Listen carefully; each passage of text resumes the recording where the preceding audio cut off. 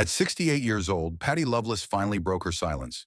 And what she revealed about Vince Gill wasn't a confession or a scandal. It was something far more powerful, a love story about art, friendship, and the sacred bond that forms when two souls understand each other without needing to speak. But to understand why this moment matters, you have to understand where Patty came from. And that story begins in the mountains of Kentucky, where coal dust and gospel hymns painted the landscape of her childhood. Patricia Lee Ramey was born on January 4th, 1957, in Pikeville, Kentucky, a place where the mountains hold their secrets and the people hold their resilience close. Her father was a coal miner, not just any coal miner, but a man whose lungs were slowly being stolen by the earth he dug into every single day. Black lung disease, a slow, invisible death that teaches a child everything about loss before they're old enough to understand it.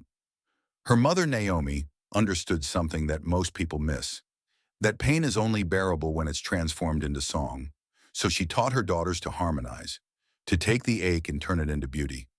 And Patty listened. She absorbed those lessons the way the mountains absorb rain, letting them sink deep, becoming part of the foundation.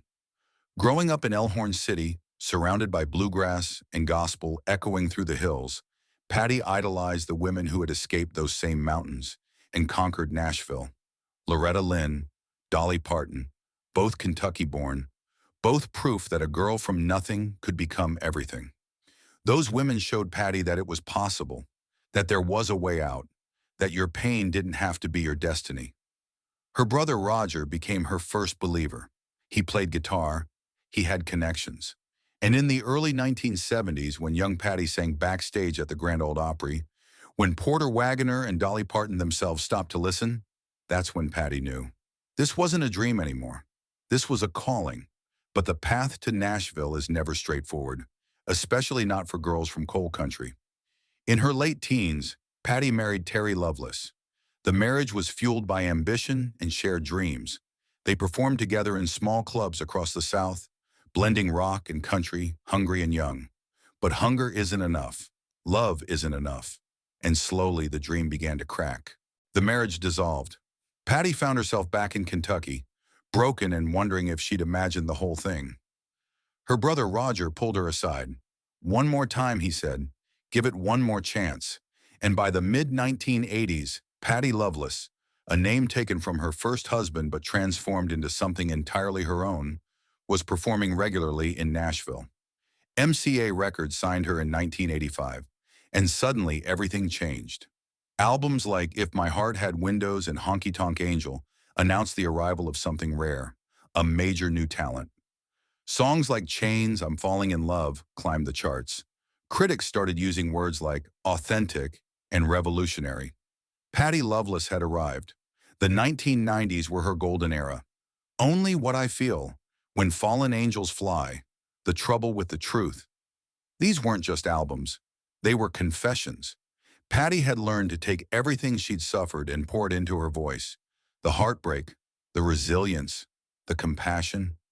Critics marveled at her ability to inhabit a song completely, to live inside it, to make you believe that she'd written it specifically for the pain you were carrying. And running through all of this was a man named Emory Gordy Jr., a producer, a musician, a collaborator who understood Patty in a way few people do. He'd played bass for Elvis Presley. He understood music at its deepest level, but more importantly, he understood her. And in 1989, they married. It was a turning point, a moment when the external success finally met the internal peace she'd been searching for. Her artistry during this time was undeniable. Mountain Soul in 2001 was a masterpiece. Bluegrass instrumentation woven with country storytelling, exploring faith and family, and the unshakable beauty of rural life. She'd come full circle, back to her roots, but transformed, elevated. She was a bridge between two worlds, preserving the past while innovating the future. The Grand Ole Opry inducted her in 1988, awards from the CMA, from the ACM, recognition from the industry that had once tried to break her. But Patty never lost her humility, never forgot where she came from, never let the fame reshape who she was at her core. And through it all, there was Vince Gill. A partnership that began in the early 1990s, when both were at the absolute height of their fame. Duets like My Kind of Woman, My Kind of Man became instant classics, not because of the production or the marketing, but because when Vince and Patty sang together, something transcendent happened. When Vince and I sang together, Patty recalled, her voice carrying that same emotional purity that made her a legend. It wasn't just two voices. It was two hearts speaking the same language. There was something natural about it. We didn't have to plan or force anything. It just happened. Most collaborations in country music are transactions. You record a song, you perform it, you move on. But this was different. Vince understood Patty as both an artist and a person. He pushed her to trust her instincts, to sing from a deeper place. During recording sessions, he'd stand quietly in the booth, eyes closed, listening with full attention. And afterward, he'd say exactly what she needed to hear. Don't overthink it, he'd tell her. Just tell the story. And that's what she'd do. Over the years, their professional partnership transformed into something deeper, a genuine friendship built on trust and mutual admiration rather than competition. In an industry that can be brutal, especially for women, having an ally like Vince Gill made an incalculable difference. In this business, you meet a lot of people who smile for the cameras but disappear when things get hard, Patty said. Vince was never that kind of person. He's steady, grounded, and kind. When Patty and Emery went through tough times, health problems, loss, the struggles of aging in an unforgiving industry, Vince was there. He'd call, he'd check in, he'd offer a word of encouragement. He gave without expecting anything back. He's one of those rare souls who simply cares. One performance stands out above all the rest: George Jones's funeral in 2013. Vince and Patty were asked to sing Go Rest High on That Mountain, one of Vince's most beloved songs. But what happened that day went beyond performance. It became a moment of pure grace. Vince started to break down while singing, Patty explained, her voice dropping into something sacred. And I just followed my heart. I reached for the harmony, and somehow the music carried both of us through. I'll never forget that moment. It reminded me of the sacred power of music to heal, even when words fail. That performance captured something essential about what these two artists mean to each other.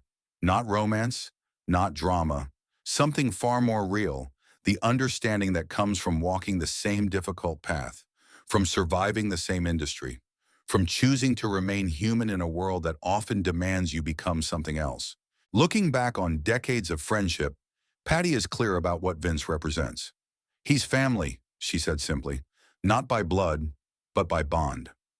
We've walked through so much together, the highs, the heartbreaks, the quiet years. There's a kind of peace that comes from knowing someone like Vince is in your corner. As Patty reflects on her legacy, she's quick to give credit to those who shaped her path, and Vince remains at the top of that list. The world knows Vince as a great musician, and he is.